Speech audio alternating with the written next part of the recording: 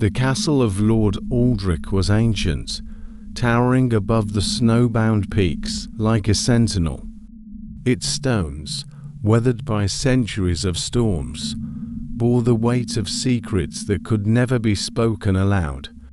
The year was 1492, and the royal court of the kingdom of Valsoria, ruled by King Aldrich the Old, was filled with opulence, but also an unsettling chill that seemed to permeate even the grandest feasts.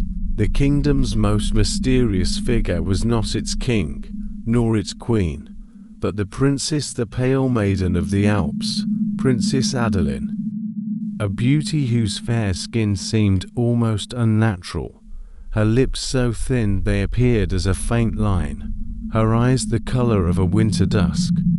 There was something strange about her, something people couldn't quite place.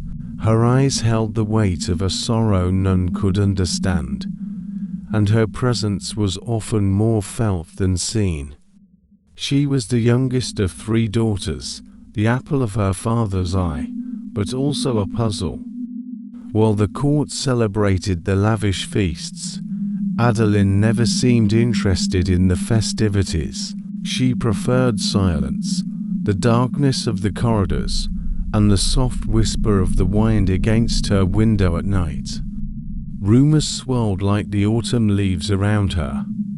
She was a sorceress, cursed by the spirits of the mountains. Some even whispered that her beauty had come at the cost of her soul.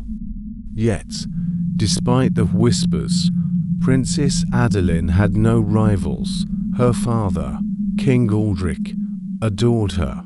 Though he was a man of few words, he showered her with gifts, but none more lavish than the collection of jewels from the farthest reaches of the kingdom. And it was these jewels, shimmering with an unnatural glow, that began to fuel the rumors that would haunt the royal court for generations. Princess Adalyn was a collector, not of flowers or fine fabrics, as would be expected of a princess. No, her obsession lay in the bones of the dead. She would visit the crypts beneath the castle at night, the heavy oak doors creaking as she entered, her lantern casting flickering shadows against the cold stone walls. She'd kneel before the mounds of forgotten remains, soldiers from battles long lost, nobles whose names had faded from memory and select from their skeletal remains. It was said she'd hold a bone in her delicate hands, turning it over in reverence before fastening it into a necklace, or carving it into an intricate brooch. No one knew why she did it. Some believed she had the ability to commune with the dead, that she sought to capture their whispers in her macabre jewelry.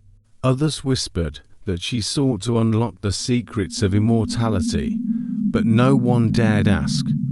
The princess's cold beauty was matched only by her chilling silence. The court, though uneasy, remained silent. After all, who could question royalty, especially one with such an eerie, almost ethereal presence? But one winter evening, as snow drifted heavily against the castle walls, a tragedy would unfold that would reveal the depths of Adalyn's obsession. A tragedy that no one could have foreseen, but which would forever haunt the kingdom of Valsoria. It began with a mysterious disappearance. A young noblewoman, Lady Serafini, who had been a close companion to Princess Adalyn. She was last seen entering the princess's chambers after nightfall, her face pale, her expression strange, as if she knew something the others didn't. The next morning, she was gone. No trace remained of her, save for a single bone that appeared on the princess's vanity, a bone that looked strikingly familiar to Lady Seraphine's own. The court, rattled by the disappearance, sought answers. Whispers of foul play began to grow louder. But when King Aldrich, the ever-quiet monarch, questioned his daughter, he found no comfort in her response. "I have done nothing," Adalyn had said, her voice as cold and distant as the mountains that loomed beyond the castle walls. Her eyes, so cold, so empty, told a different story. But the princess's secrets were buried beneath layers of lies, and Lady Seraphine's disappearance was just the beginning.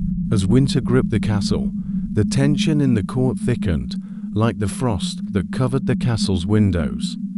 The disappearance of Lady Seraphine had unsettled many, but the whispers grew bolder as the days passed. There were those who suspected the truth.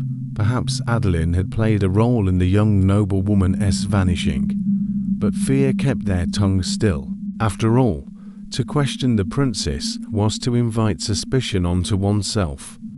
And there were rumors of something darker than mere obsession at play. Princess Adalyn's habits were becoming more erratic. Her visits to the crypts increased. She was often seen entering the depths of the castle alone, her lantern casting long shadows against the walls as she disappeared into the blackness. What was she searching for? What did she hope to find? No one could say for certain, but the air around her seemed to grow colder with each passing day. The king, though deeply concerned, could not bring himself to confront his daughter with any force. He loved her, in his own cold way, but there was something in Adalyn's gaze, something otherworldly, that unnerved him. His once beloved daughter was no longer the sweet child he had raised. There was a darkness within her now, something that seemed to twist her soul and drain her humanity. Yet, he remained silent, a prisoner to the strange hold she had over him. But it wasn't just the king who noticed the change. Lady Verena, a distant cousin of the royal family, arrived at court during the winter festivities. Known for her sharp wit and curiosity, Verena soon became fascinated by the rumors surrounding Princess Adalyn. She, unlike many, was not afraid to question the princess's peculiar behavior. One evening, as the moon hung heavy and pale in the sky, Lady Verena ventured down into the castle's bowels to uncover the truth. She had heard the stories, how the princess would spend hours in the crypts, surrounded by bones, murmuring to herself in a language one recognized. What could this mean? Was she practicing witchcraft, as some had suggested? As Lady Verena descended into the cold stone halls of the crypt, the air grew thick and musty, the walls lined with the bones of the forgotten. Her footsteps echoed loudly in the silence, every sound amplified in the empty space. The shadows seemed to shift and stretch, if they had a life of their own. The deeper she went, the more oppressive the atmosphere became. A sense of dread crept over her, a chill that sank into her very bones. Then, as she turned a corner, she froze. There, at the far end of the crypt, was Adalyn, kneeling before an altar of bones. She was whispering something softly, her voice barely audible, the words unintelligible. Her hands moved with practiced precision, arranging bones into intricate patterns. On the ground around her lay a circle of skeletal remains, each one carefully placed, as if creating some sort of ritualistic boundary. The sight was chilling, and Lady Verena's breath caught in her throat. It was then that she saw it, something gleaming in the princess's hands. A necklace, fashioned from human bones, each one delicately carved and polished. But this was no ordinary jewelry. The bones, though fragile, seemed to glow with an unnatural light. It was as if they pulsed with some dark, otherworldly energy. Lady Verena felt her heart race. She had come too far. The princess was not merely collecting bones for decoration. She was using them for something far more sinister. Was it magic? Was it some kind of cursed ritual? Before Lady Verena could retreat, a voice stopped her. "You should not be here." Adalyn's voice was quiet, but it rang out like a death knell in the cold, empty space. Lady Verena turned, her eyes wide in horror. The princess was standing now, her face pale and unreadable, her eyes dark and fathomless. "I see," Lady Verena said, her voice trembling. "It is true, then, you collect their bones. But why?" Adalyn didn't answer immediately. She simply stared at her cousin, her lips curving into a thin, almost imperceptible smile. "Not just any bones," she whispered. "The bones of the powerful, the ones who were once mighty. Their strength is in their remains." A shiver ran down Lady Verena's spine. "You're making jewelry." "From their bones," Adalyn nodded slowly, her gaze never leaving her cousin. "Jewelry, yes, but it is more than that. These bones are vessels, vessels of power. They speak to me, they tell me things." The air grew colder still, as the princess continued. "I wear their strength, Lady Verena. Their spirits guide me. And soon, they will guide me to something greater, something beyond the limits of this world." Lady Verena's mouth went dry. "You're playing with forces you don't understand," she whispered. Adalyn's smile grew wider, more predatory. "No, I understand perfectly." The realization struck Lady Verena like a blow to the chest. The princess wasn't merely obsessed with the dead. She was trying to harness their power, twisting it to her own dark purposes. This wasn't a mere collection of bones. It was a ritual, a descent into something far darker. And in that moment, Lady Verena knew that the princess's descent had only just begun. The whispers in the court grew louder with each passing day. Lady Verena, having narrowly escaped the crypts, fell ill with fever. She barely ate, her mind haunted by the chilling words of her cousin. Adalyn's power was no longer confined to the bones she wore as jewelry.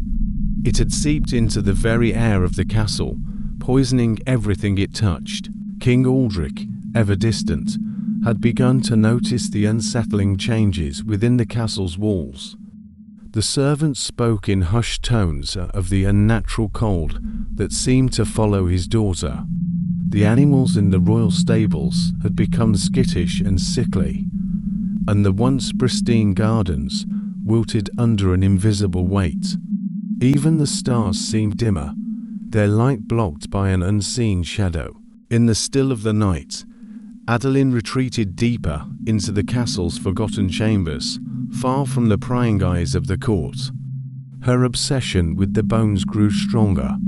No longer content with mere relics, she sought something greater, something that would grant her unimaginable power.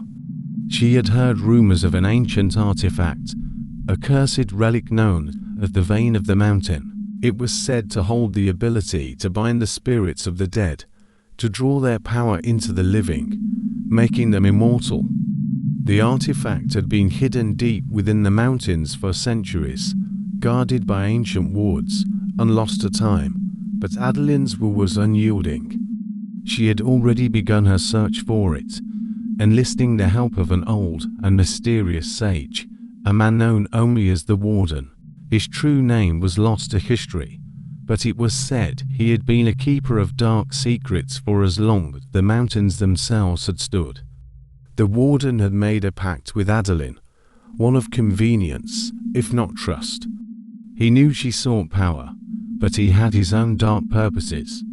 In exchange for leading her to the artifact, Adalyn promised him something far more valuable than riches or land, her very soul. He had seen in her a hunger that mirrored his own, a hunger that could only be fed by the dark forces that lay hidden beneath the earth. As Adalyn journeyed with the Warden, leaving the castle behind, her mind swelled with thoughts of the Vein of the Mountain. She could already feel the power building within her. The bones she wore, those of kings and warriors, saints and sinners, had begun to hum with an eerie energy.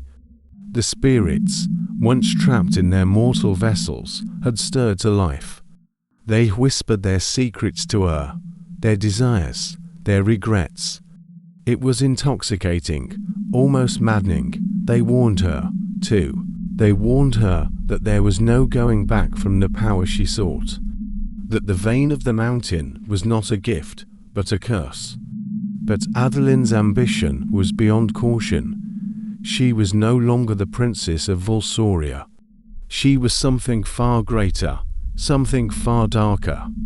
The warden led her deeper into the heart of the Alps, where the snow was so thick it blocked the sun's rays. They traversed narrow paths carved into the cliffs, each step more treacherous than the last. The winds howled like the lost souls of the mountains, and the air grew thin with each passing hour. It was said that the mountain was alive, that it could sense when someone sought to claim its secrets, and the deeper they went, the more Adalyn could feel its eyes upon her.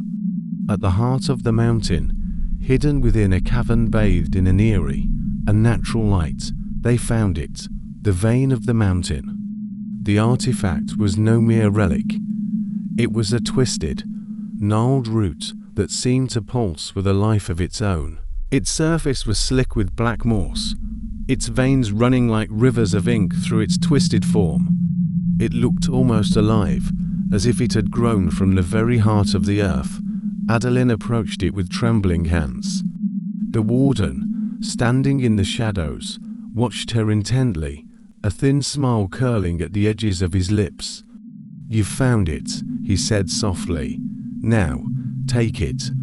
Claim your power." Adalyn hesitated. The air around her seemed to grow heavier, the weight of the mountain pressing down on her chest. Her hands shook, but her desire for power overruled any fear that might have lingered. With a deep breath, she reached out and grasped the artifact.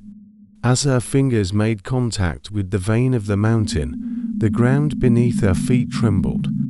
A deafening roar echoed through the cavern, as if the mountain itself were waking from a long, restless slumber. The darkness within the roots pulsed violently, and the spirits she had enslaved, those she had bound to her jewelry, screamed in unison, their voices filling her mind with a torrent of pain and anguish. For a moment, Adalyn faltered. She could feel the power surging through her, but it was not the divine strength she had expected. It was something far darker. The spirits fought to break free from their prison, their wrath burning through her very soul. And then it happened. A shadow erupted from the depths of the mountain, taking form in the shape of a monstrous figure, half human, half spectral, its eyes glowing with a malevolent light. It was the guardian of the vein, a creature born of the mountain's ancient wrath, bound to protect the artifact at all costs. "You should never have come here," the creature's voice boomed, shaking the very walls of the cavern.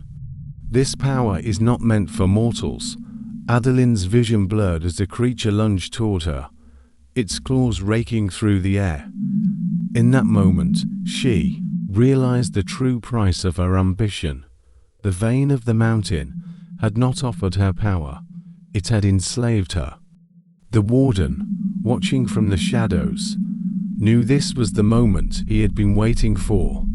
As Adalyn screamed in terror, the guardian descended upon her. The cave collapsed, and the mountain's fury unleashed its full wrath. The deafening roar of the mountain guardian echoed through the cavern, shattering the air around Adalyn. Her grip on the vein of the mountain tightened, but instead of power, she felt only a suffocating darkness clawing at her soul.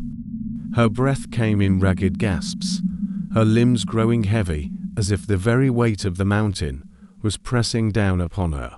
The creature's form was nightmarish, its eyes glowed with a fiery red hue, and its body seemed to shimmer and distort, neither fully solid nor completely spectral. Its monstrous hands reached out, fingers like talons scraping the stone. It closed in on her. Adalyn tried to move, to escape, but her body betrayed her. The power that had once seemed so alluring had turned into a vice, trapping her in place. Her chest constricted, her heart pounding as she realized the full extent of her mistake. It was too late. As the Guardian's claws sank into her shoulders, she let out a strangled cry. The pain was unbearable. It felt as if her very essence was being torn apart. She could feel the spirits she had enslaved, those bones she had so carefully crafted into jewelry, howling in fury within her, their voices overlapping in a cacophony of agony. They were not guiding her anymore, they were punishing her. The warden, watching from the shadows, made no move to intervene. His eyes glinted with cold satisfaction. He had never intended to help Adalyn. He had merely used her. She had been a tool, nothing more. The promise she had made to him, her soul in exchange for the artifact, had been the true price of her ambition. Adalyn's mind swam with images, flashes of her past life, moments of fleeting joy, her father's cold but caring embrace, the peaceful nights she had spent as a child in the castle. Before the darkness had consumed her, the horror of it all hit her like a wave, overwhelming her senses. Then, in an instant, everything went silent. The Guardian, its claws still embedded in her flesh, stepped back. A deep, rumbling voice filled the cavern. "You were warned, child. Power always exacts a price. Now, you shall serve as a vessel for that price." Adalyn's eyes fluttered open, her head spinning, as the cavern around her seemed to warp and distort. The air was thick, suffocating. The spirits within her, once lost and quiet, began to surge again, but this time they were no longer tame. They were furious, vengeful. They clawed at her from the inside, threatening to break free and consume her entirely. The vein of the mountain, the artifact she had so eagerly claimed, was no longer in her hands. It was gone, slipping into the darkness as the Guardian withdrew into the depths of the mountain. But its power remained, burrowing into Adalyn's very being. A soft, cold voice whispered in her ear, as though from a far-off place, "You have become one with the mountain, princess." The warden's voice followed, but it was edged with something darker, something twisted. "Now you are a part of it. Your soul will never be free. The spirits will consume you, and with them, you will rule ... for a time. But remember this, there is no escape from the mountain's curse." The once proud princess of Valsoria, whose beauty had mesmerized the court, now lay broken in the cold mountain cavern, her body trembling as the darkness began to consume her. The last vestiges of her humanity slowly ebbed away, her very essence becoming bound to the spirits she had once enslaved. She had sought immortality, power, and dominion, but instead, she had found only damnation. The warden turned to leave, a cruel smirk playing on his lips. He had played his part.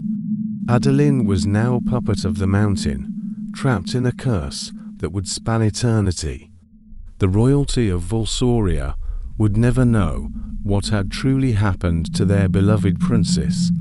They would believe her lost to the treacherous depths of the Alps, her disappearance another mystery swallowed by time. But the truth was far darker. The castle in Valsoria remained, silent and still, its walls now inhabited by a lingering chill. The bones Adalyn had so carefully collected, those trophies of her twisted obsession, lay forgotten, scattered across the royal chambers. They had been part of her collection, but now they were nothing more than relics of a doomed princess's legacy. As time passed, those who dared venture near the castle spoke of strange occurrences. The air grew colder the closer they got to the castle, and those who lingered too long could hear the faint whispers of voices on the wind. Some said the spirits of the mountain had followed Adalyn, and that they now roamed the halls of her former home, waiting for someone foolish enough to claim what she had left behind. The royal court, still shrouded in secrecy, would never speak of Princess Adalyn again. But deep in the heart of the Alps, her soul remained trapped, an eternal prisoner of the vein of the mountain, bound forever to the spirits she had sought to control. Years passed, but the shadow of Princess Adalyn's story never fully faded. Though her name was not spoken aloud, the kingdom of Valsoria could never escape the weight of her legacy. The royal family, now ruled by King Aldric's son, King Thorian, tried to bury the painful chapter. But some stories are too dark, too powerful, to be erased by time. As the decades wore on, the castle was abandoned. It was no longer a place of grandeur, but a hushed ruin, its crumbling walls only whispering the horrors of the past. The town below the Alps still remembered the old legends, though. Travelers spoke of the eerie silence that surrounded the castle, of how the night air grew unnaturally cold as they passed its gates. But the most unsettling thing was the occasional sound of whispers, faint yet unmistakable, carried by the wind. These whispers were always the same. Return what was taken. The inhabitants of the village avoided the castle, fearing it might be cursed, haunted by the vengeful spirits of the mountain, bound to the forsaken princess. Even the bravest souls could not shake the chill that settled into their bones as they neared the castle. Yet one group of adventurers, bold and curious, came to the village one fateful winter, eager to uncover the truth. They were scholars, historians, some of them, others simply thrill-seekers, hoping to find treasure in the ruins. They had heard the rumors of the lost princess and her cursed artifacts, and they were determined to uncover what had become of her. The village elders warned them against it, but the scholars paid no mind to the superstitions of the villagers. Thus, they set out toward the abandoned castle in the dead of night, unaware that their curiosity would soon lead them into the heart of a nightmare. The air was thick with fog, and the castle loomed ahead like a shadowed beast, its silhouette barely visible against the moonlit sky. As they passed through the iron gates, an unnatural silence gripped them. No birds, no rustling of leaves, only the sound of their footsteps crunching in the snow. The castle stood frozen in time, its broken windows dark and empty. Inside, the air was damp and cold, a constant reminder of the centuries that had passed. The adventurers lit their torches, their flames flickering against the stone walls. They walked down the long, forgotten corridors, their voices echoing in the stillness. It wasn't long before they stumbled upon the first sign that something was wrong. In a grand chamber at the castle's heart, they found a collection of bones, delicately arranged, almost artfully placed. Some were strung together with fine threads, others intricately carved into strange shapes. Jewelry, fashioned from human bones, the pieces gleamed in the torchlight, an unsettling beauty to them. But it wasn't the jewelry that made their blood run cold. It was the eyes. At the center of the room, upon a raised altar of stone, sat a massive necklace, one far more ornate than the rest. Its chain was composed of countless tiny bones, but in the center, resting at the heart of the necklace, was a skull. A human skull, but its eyes were impossibly intact. The skull seemed to stare directly at the adventurers, its hollow sockets filled with an unnatural light. The scholars froze. "Do you see that?" One of them whispered, voice trembling. Another stepped forward, his hand reaching out toward the necklace, drawn to it. This must be it, the artifact. The vein of the mountain, But as his fingers brushed the skull, a sharp crack rang out, reverberating through the chamber. The eyes of the skull glowed brightly, like embers catching fire. The ground beneath them trembled, as if the very castle had awakened. Suddenly, the whispers began. They were soft at first, like the wind carrying distant voices. But then they grew louder, a chorus of souls, anguished and tormented. The adventurers staggered backward, their torches flickering violently, casting long shadows against the walls. "Return it," the voices chanted, growing louder, more desperate. "Return what was taken." The temperature plummeted, and the adventurers found themselves surrounded by a cold so deep it numbed their skin, a chill that sank into their bones. The walls seemed to close in on them, and the air grew thick with a suffocating pressure. Panic gripped their hearts as they tried to flee, but the castle had shifted.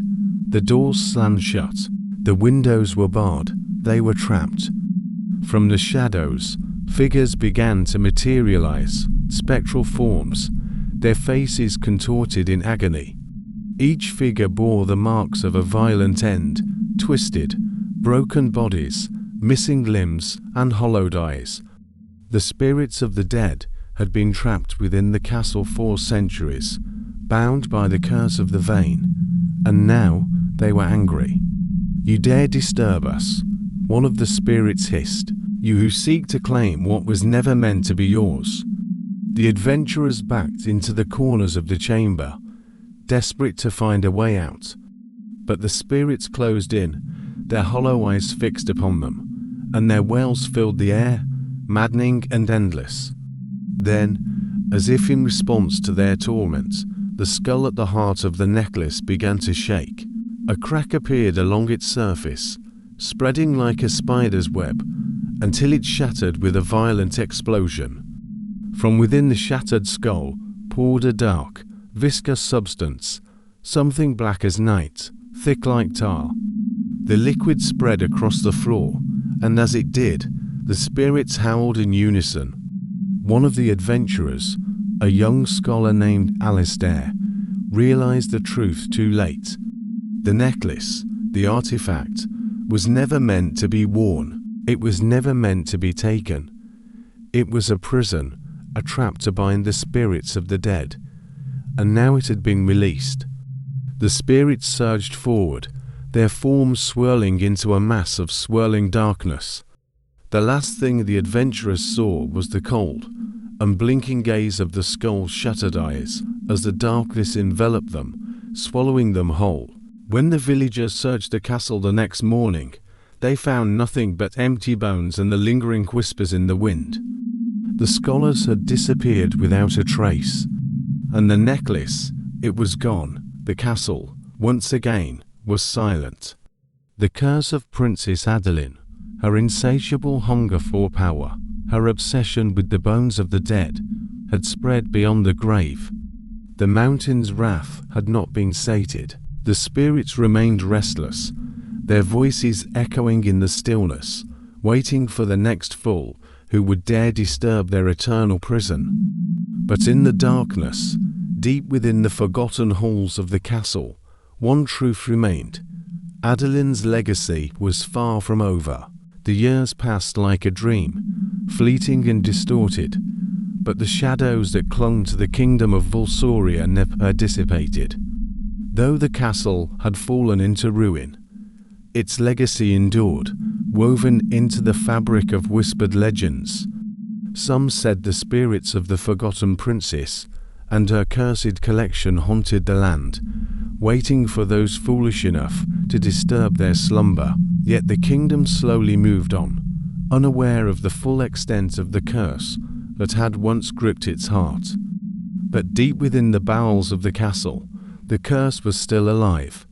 After the disappearance of the scholars, the mountain itself seemed to sleep, but the restlessness of its ancient power never fully ceased. The spirits trapped within the vein of the mountain, the ones Adalyn had so desperately sought to control, had not been destroyed when the artifact was shattered.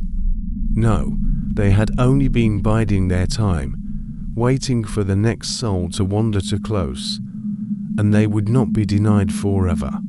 In the spring of 1524, a man named Callan arrived in Valsoria, a traveller with a history as dark and fragmented as the land itself.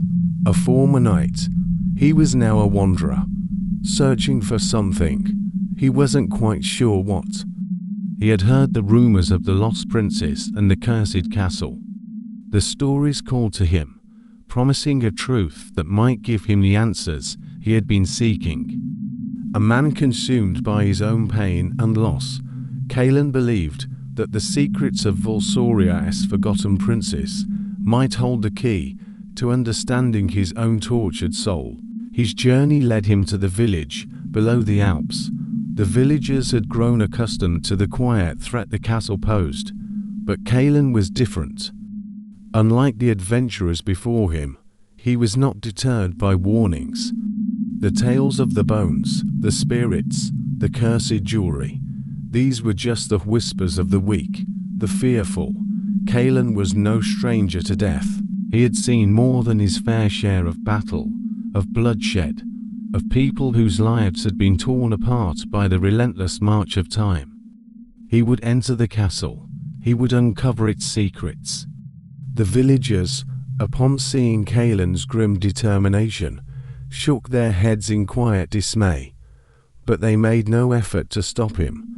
The castle had claimed many before him, and they knew it would claim him too. But they did not speak their fears aloud, and so Callan ascended the mountain. The four clung to the earth like a funeral shroud as he climbed the winding path, the cold biting at his skin. The deeper he went, the more the whispers of the castle seemed to seep into his mind, like an insidious voice that could not be silenced. "Return it." The words were faint, carried by the wind. Callan brushed them aside, thinking them no more than the result of an overactive imagination.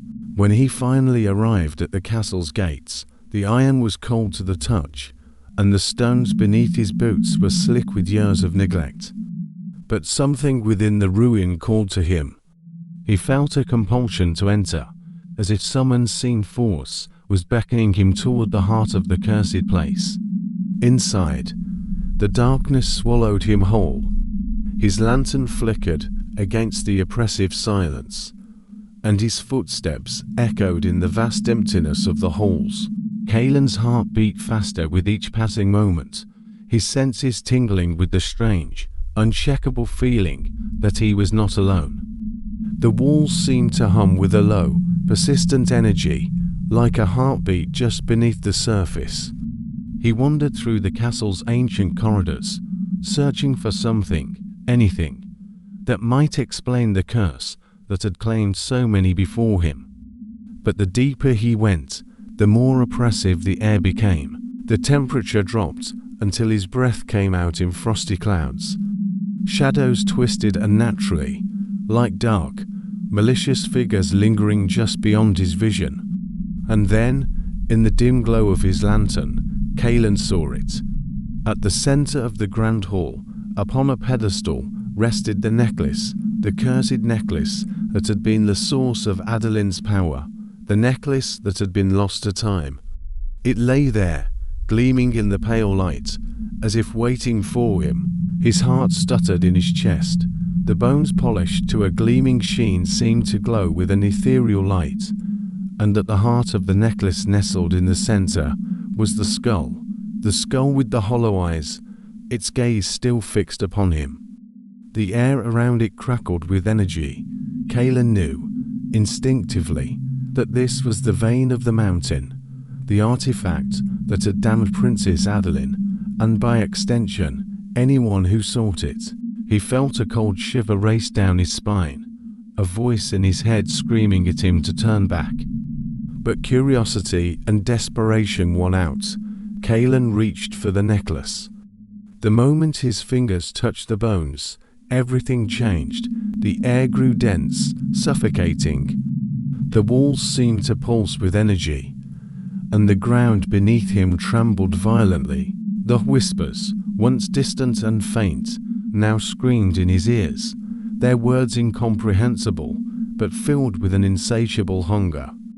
A wave of agony surged through Kaelin's body, as if something was tearing him apart from the inside. He stumbled backward, the skull in his hand, its eyes glowing brighter than ever. And then, a shadow, a dark figure, loomed in the doorway, watching him. It was Adalyn, but not the Adalyn of old. She was no longer the beautiful princess, but a twisted, ethereal version of herself, her body shrouded in darkness, her skin pale and gaunt, her eyes black pools of endless sorrow. "You came for the truth," her voice echoed through the hall, distant yet close. "But you have only found the price." Kaelin's heart raced as he tried to move, but his body was frozen, held by some unseen force. The spirits of the dead, the ones Adalyn had bound to her, surged forward, their forms swirling around him, a swarm of ghosts. Adalyn stepped closer, her form flickering like a shadow. "You are like all the others, hungry for power. But now, you will understand what it means to serve the mountain." And then, the final horror unfurled before him. The spirits that had once been mere whispers, trapped within their bones, now filled the room, raging and angry, their eyes wide and pleading. They circled Kaelin, their cries growing louder, their anger palpable. And in that moment, Kaelin realized the terrible truth. Adalyn had not just bound the spirits to her jewelry, she had enslaved them to the mountain itself. Her thirst for power had not only trapped her soul, but the souls of countless others, condemning them to an eternity of torment. He was not just a victim, he was another piece in her unholy collection. As the darkness closed in, Kaelin's final thoughts were of the cost of ambition, the cost of seeking power beyond one's control. For he, too, had fallen into the trap, and the cursed princess's legacy had claimed yet another soul. Time seemed to slow as the dark, vengeful spirits closed in around Kaelin. His body was frozen in place, trapped by the unrelenting pull of the cursed necklace, its power binding him to the very heart of the mountain. The chilling whispers of the lost souls grew louder, their voices swirling in his mind, filling him with anguish. Every one of them had once been alive, once had dreams, ambitions, lives filled with meaning. Now, they were nothing more than empty vessels, bound to a dark, unending existence. Adalyn stood before him, her figure now fully materialized, an apparition of royal beauty turned twisted by obsession and dark power. She looked at him with those hollow eyes, eyes that had once been filled with innocence, now consumed by eternal hunger. "You wanted the truth." Her voice reverberated through the room, cold and detached. "But there is no truth here, only the remnants of what I was, and what you will become." Kaelin's breath quickened, his mind racing with thoughts of escape. But there was no escape. The spirits circled him, their ethereal forms fading in and out of existence, and the power of the necklace seemed to draw them closer, binding them together with each passing moment. He was no longer in control. The mountain had claimed him. The spirits, the lost souls that Adalyn had bound with her cursed jewelry, had begun to seep into his very being. He could feel them, pushing at the edges of his consciousness, their cold fingers clawing at his thoughts. They wanted to be free. They wanted to consume him. And in a twisted way, they would. "You understand now, don't you?" Adalyn's voice softened, her gaze piercing into him. "This is the legacy I left behind. The cursed power of the vein of the mountain will never be released. It will remain a prison of the dead, forever." Kaelin struggled to speak, his throat tight, but the words were swallowed by the overwhelming presence of the spirits that surrounded him. His body trembled as he fought to remain conscious, as if the very essence of his soul was being torn apart. But Adalyn was not done. "You see, I was never truly alive again after I bound myself to the vein," she continued, her voice almost mournful. "The mountain consumed me. I am its eternal servant now. And you," she stepped closer, her fingers brushing his cheek with an icy touch, "will join me. The power you seek is a curse, Kaelin. And now, you will be its next victim." The shadows in the room seemed to grow darker still, thickening with every word. And then, with a sudden, jolting realization, Kaelin understood the full scope of the curse that had taken root in the castle. The spirits, bound by Adalyn's obsession with power, were not just trapped in the bones of the dead. They were bound to her, their souls forever linked to the curse, and in turn, anyone who dared seek the vein of the mountain would share the same fate, becoming another vessel, another soul condemned to eternal torment. He tried to push away, but his body refused to obey. The spirits surged within him, their voices deafening. He felt his mind splinter, as if he was being torn between the reality of the present and the screams of the tortured souls that had once been alive. And then, the darkness overwhelmed him completely. The last thing Kaelin saw before his consciousness shattered was Adalyn's cold, sad smile, her eyes reflecting the empty, hollow existence she had been forced to endure. Then ... nothing. The years passed again, but the curse of the vein of the mountain was far from over. The whispers never ceased.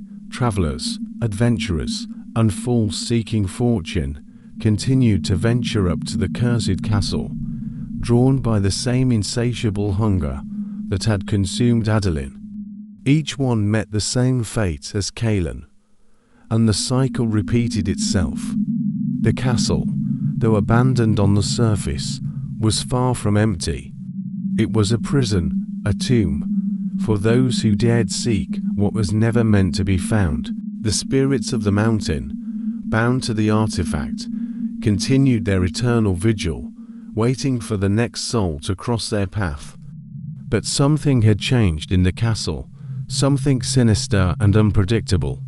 In the very heart of the ruins, beneath the broken stone floors and crumbling walls, a new power began to stir. It had remained dormant for centuries, hidden deep within the roots of the vein. A force that had been overlooked, perhaps even forgotten. Something far darker than the spirits that had long been trapped within. It was a force that whispered in the dark, in the silence of the forgotten rooms, in the space between each heartbeat. And it was growing stronger.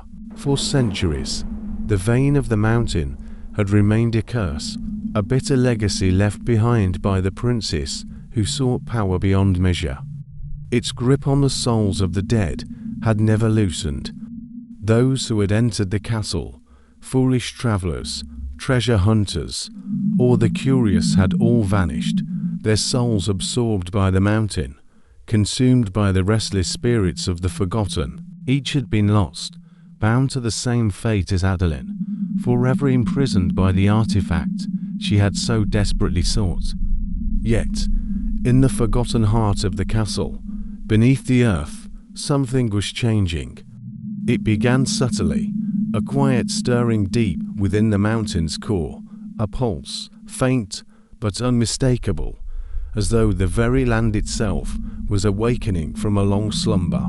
The spirits that had been bound for so long began to grow restless, their voices more insistent, their cries growing louder in the stillness. But what they had not anticipated was that there was something else within the mountain, a force older than the curse itself, and it had been waiting. In the deepest, most hidden chamber of the castle, far from the eyes of the living and the dead alike, a door long sealed began to tremble. This door was not part of the castle's original architecture. No, it was far older, its stone surface covered in ancient runes and symbols no living soul could comprehend. It had been buried beneath the weight of time, forgotten by those who had walked the castle's halls. But now, something was stirring behind it. The vein of the mountain, the cursed relic that had bound Adalyn, and the countless others who had followed in her footsteps, was not the only force of darkness in this place. The mountain had secrets, dark, primordial secrets, and the artifact was merely the key. Kaelan, now a mere shadow of his former self, was trapped in the realm of the dead. His soul had become part of the very fabric of the curse, a helpless spectator to the endless suffering that surrounded him. He could feel the presence of the spirits, their endless wailing, their eternal anguish. He could feel them growing desperate, their cries reaching a fever pitch. But something was different. The air grew colder, and the ground beneath him trembled with an unnatural force. The whispers of the dead were no longer just whispers. They were now cries of alarm, of terror. They had felt it too. The ancient door, sealed away for so long, was opening. Suddenly, a flash of light exploded from the depths of the castle, bright and blinding. The ground shook violently, as if the very heart of the mountain had been stirred from its deep slumber. The spirits that had once been trapped in the necklace, the ones Adalyn had bound to her will, howled in fury, as if they were powerless to stop it. And then, through the darkness, a figure appeared. The figure was tall, its form shadowy and indistinct, but its presence was unmistakable. It was not one of the spirits trapped in the vein. No, this was something older, something far more terrifying. The figure stood in the doorway, shrouded in darkness, its eyes glowing like embers in the blackness. Kaelan could feel its gaze upon him, cold and merciless. It was the source of the mountain's power, the thing that had been sealed away for millennia. It was an ancient being, a spirit older than the land itself, born from the very bones of the mountain. It was the true force behind the curse, the true master of the vein of the mountain. As the figure stepped forward, the earth seemed to groan in protest. The spirits trapped within the castle recoiled, their cries growing louder and more frantic, but they could not escape. The force of the figure's presence was overwhelming. "You have released me." The figure's voice was deep and resonant, like the rumble of a mountain breaking apart. "And now, I'll take what is mine." The figure's form began to shift, the darkness around it swirling like a storm. From its core, tendrils of shadow reached out, coiling around the very walls of the castle, breaking through stone like it was nothing more than dust. The power that had been trapped for so long was now free, and it was hungry. Kaelan's soul screamed in agony as the figure's presence engulfed him. The spirits, the ones who had once been trapped, could feel it too. They surged in desperation, trying to fight the entity, but it was futile. This being, this creature, was not a soul like theirs. It was a force of nature, something born of the mountain itself, and its hunger was insatiable.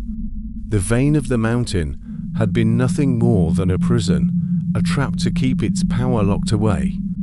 But now that the figure had been freed, the prison was broken. The curse was no longer just a relic of the past. It was a living, breathing force, and it would consume everything in its path. The spirits screamed in unison as the figure stepped further into the chamber, its eyes glowing with a fire that could scorch the heavens. It extended its hand toward the remnants of the cursed necklace, still lying upon the pedestal at the center of the room. The vein had been only a tool, a means to an end, and now it would serve its true purpose. The shadows rose, swirling around the figure, and as the last remnants of the cursed necklace shattered in the figure's grasp, the spirits were absorbed into the darkness. The mountain's power surged to its fullest extent, and Kaelan's soul, along with the countless others who had been trapped, was drawn into it, lost forever. And then silence. But it was not the silence of peace. It was a silence of finality, a silence that marked the end of an era. The vein of the mountain had fulfilled its purpose, and the mountain itself had claimed what it was owed. The castle was still, the spirits were gone, their torment at an end. But now, something new had taken their place. The force that had been released from its prison was more than a spirit. It was a presence, an ancient power that would continue to linger in the mountain's depths. Its hunger never sated. The legacy of Princess Adalyn, her cursed obsession with power, had been but the beginning. The true horror of the mountain's curse had only just begun to unfold. No one would dare venture up to the castle again. The whispers of the past would fade, but the mountain would remain, waiting in the cold silence for the next fool who would disturb its eternal slumber. And, as the dark figure retreated into the shadows, a single thought echoed through the cold wind of the Alps: the mountain never forgets.